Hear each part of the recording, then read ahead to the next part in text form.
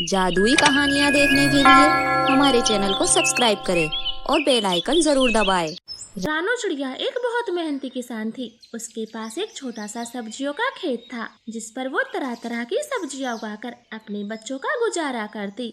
सब्जी ले लो, ताजा ताजा सब्जी ले लो, हरी हरी सब्जियां ले लो। अरे चिड़िया बहन, 1 किलो मटर देना। कबूतर भैया, आलू है, घिया है, लौकी है, टमाटर है और हरी मिर्च भी है, लेकिन मटर नहीं है। ठीक है तो चिड़िया, मैं कहीं और से ले लूँगा।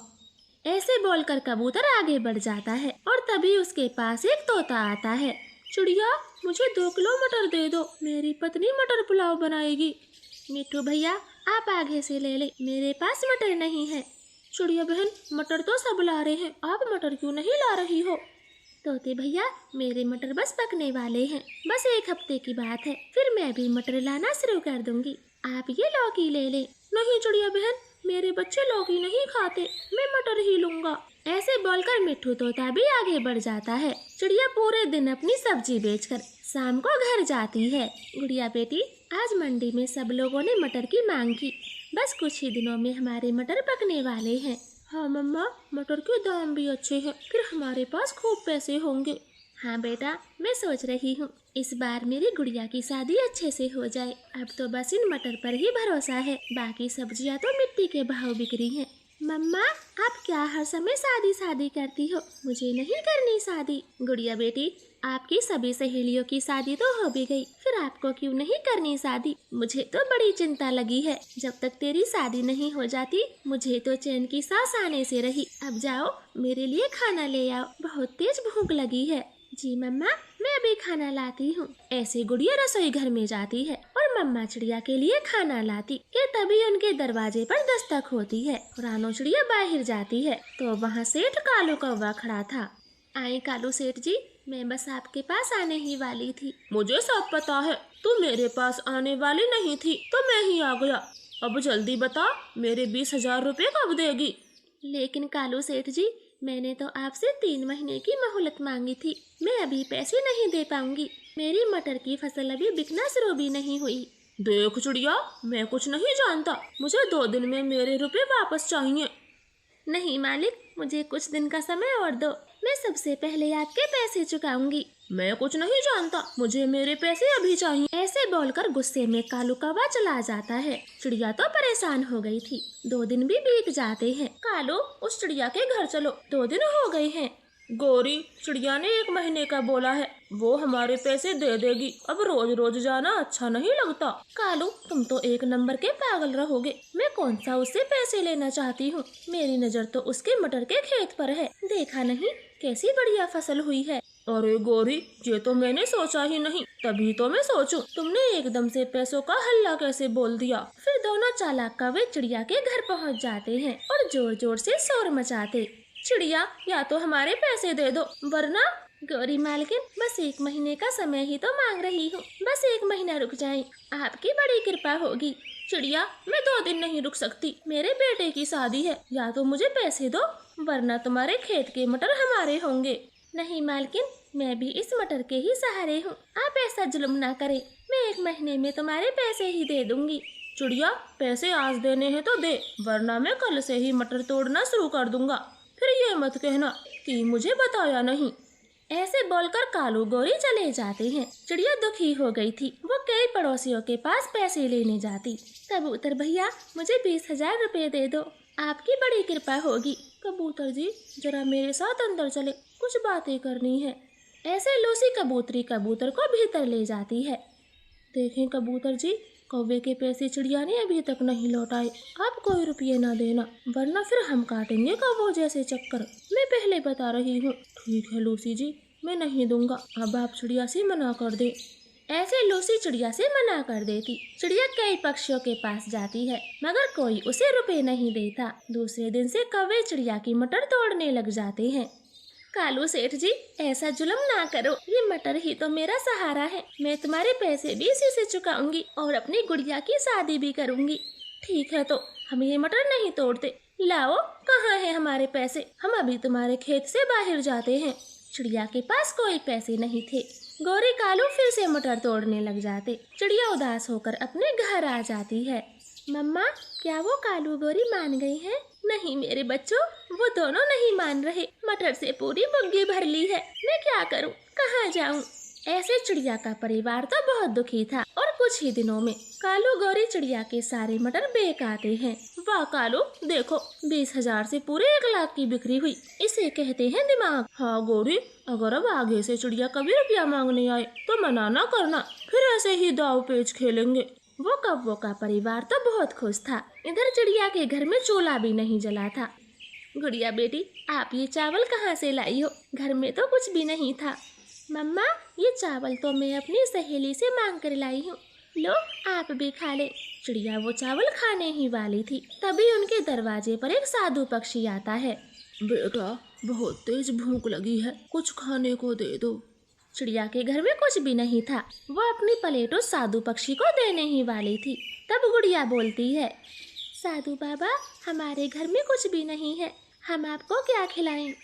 गुड़िया बेटी, मेरा दिल नहीं कर रहा। लो बाबा, ये चावल आप खा लो। फिर वो साधु पक्षी वो चावल खाता है। बेटी, तुमने अपने चावल देकर मेरी भूख मिटाई।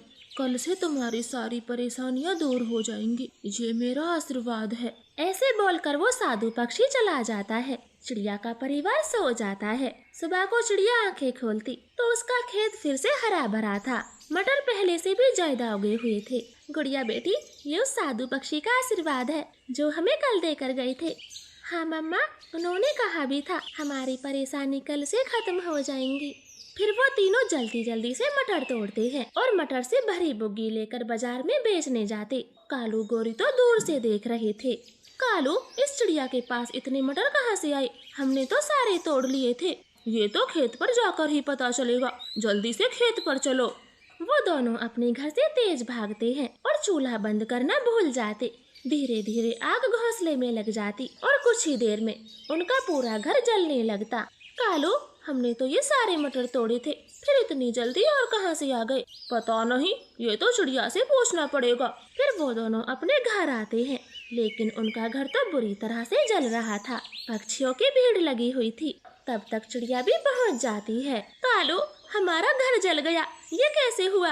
गौरी, जाते समय तुमने चूल्हा नहीं बंद किया था, ये उसी के कारण हुआ है। अब हम कहाँ रहेंगे? कालू कौवे, आपने मेरे साथ बेईमानी की थी और देखो तुम्हारा सब कुछ जलकर राख हो गया। ऐसे मन ही मन खुश होकर चिड़िया वहाँ से अपने घर चली जाती है। कालू गोरी तो बेघर हो जाते हैं और अपने किए पर पछताते रह जाते। प्लीज प्यारे दोस्तों, हमारी कहानी को लाइक और चैनल को सब्सक्राइब करें। आपका धन्यवाद। रामपुर नाम के एक छोटे से गांव में राधा नाम की एक औरत रहा करती थी।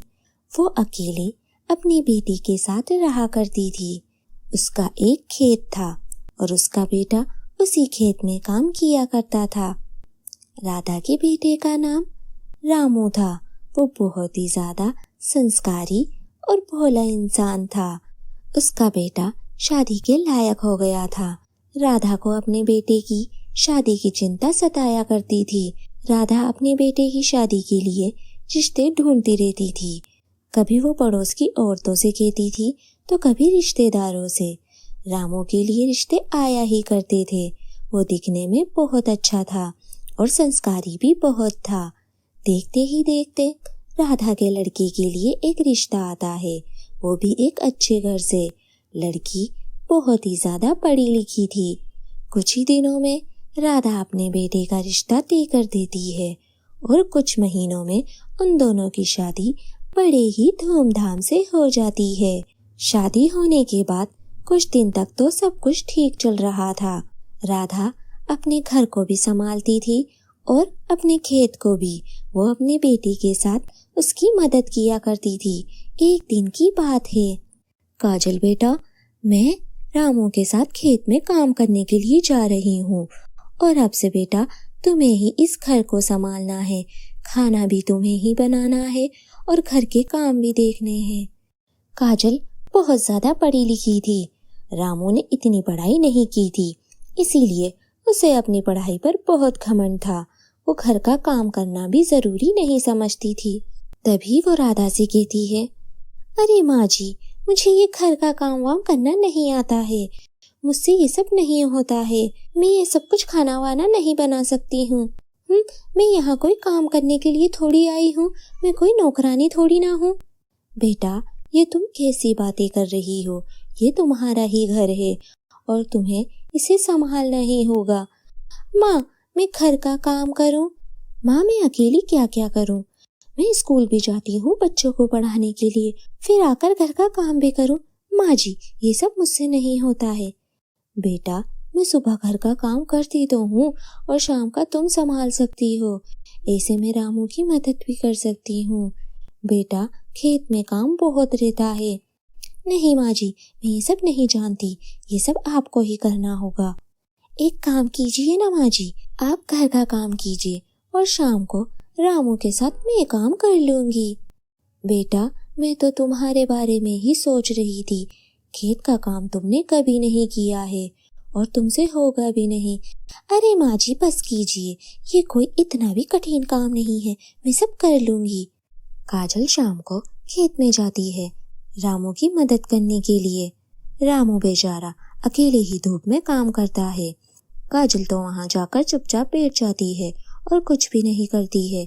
रामू उसे कुछ कह भी नहीं सकता था क्योंकि वो बहुत भोला था।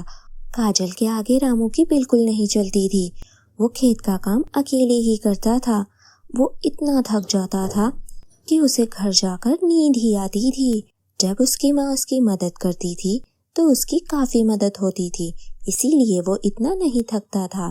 कुछ दिन तक तो रामू काम ही कर रहा था, लेकिन खेत का काम अकेले करते करते उसकी तबीयत बहुत ज्यादा खराब हो जाती है और वो इस बारे में अपनी माँ को नहीं बताता है कि वो अकेले ही काम कर रहा था। बेचारा रामू अब बिस्तर पकड़ लेता है। उसकी तबीयत बहुत खराब थी। अब दोनों सास बहू घर का खाना बनाने के बाद रामू को दवाई देती थी और दोनों खेत में काम करने के लिए जाती थी। रामू की ऐसी हालत देखकर दोनों बहुत ज्यादा परेशान रहती थी और खेत में काम उन दोनों को करना ही पड़ता था। कुछ दिन तक तो काजल को बहुत नाटक आते हैं, लेकिन जब वो अपनी सास को देखती है तो वो यही सोचती है कि अगर इन्होंने भी अकेले काम किया तो ये भी बीमार पड़ जाएगी। काजल को थोड़ी दया आ जाती है और वो अपनी सास के साथ खेत में काम करवाने लगती है। वो खेत देखने में बहुत खूबसूरत था। वहाँ पर बहुत अच्छी अच्छी सब्जियाँ उगने लगती है। राधा की माँ कुछ सब्जियाँ वहाँ से निकालकर घर पे बनाने के लिए लाती है और काजल को कहती है, काजल बेटा, तुम ये सब्जियाँ अपने हाथों से बनाकर रामू को खिलाओ, फिर देखना इसका कमाल। माँ जी, अब इसमें कमाल क्या ही देखना है, सब्जियाँ जैसी सब्जियाँ हैं और क्या ही करना है। अरे बेटा, हमारा खेत कोई मामूली खेत नहीं है, वह हमारे पूर्वजों का दिया हुआ आशीर्वाद है। इसीलिए तो हम माँ बेटे उस पर इतनी मेहनत करते हैं और उसका इतना ख्याल रखते हैं। माँ जी की बात सुनकर काजल खाना बनाने लगती है और वो खाना रामू को परोसती है। रामू की तबीयत पहले से बहुत बेहतर हो जाती है क्योंकि वो सब्जियाँ कोई मामूली सब्जियाँ नहीं थी, वो जादुई सब्जियाँ थी। और दोनों माँ बेटे उस खेत पर इसीलिए मेहनत करते थे क्योंकि उन सब्जियों को उगने में काफी साल लग जाते थे और इस साल वो सब्जियां बहुत ही अच्छे से उग गई थी। काजल भी उस सब्जी को खाती है और उन सब्जियों को खाने के बाद मानो काजल का तो स्वभाव ही बदल जाता है। वो अपनी सास का हर कहना मानती थी और अपने पति का हाथ भी बटाती थी और घर में वो सारा काम अकेली ही कर लिया करती थी। ऐसे काजल की जिंदगी और भी ज्यादा बेहतर हो गई। अब वो सब चीजों को समझने लगी और वो घर का भी काम करती थी और रामू का भी हाथ बटाती थी और कभी कभी वो अपनी सास के साथ गप्पे भी लड़ा लिया करती थी। ऐसे ही उन सब की जिंदगी पहले से बहुत ज्यादा बेहतर हो गई थी।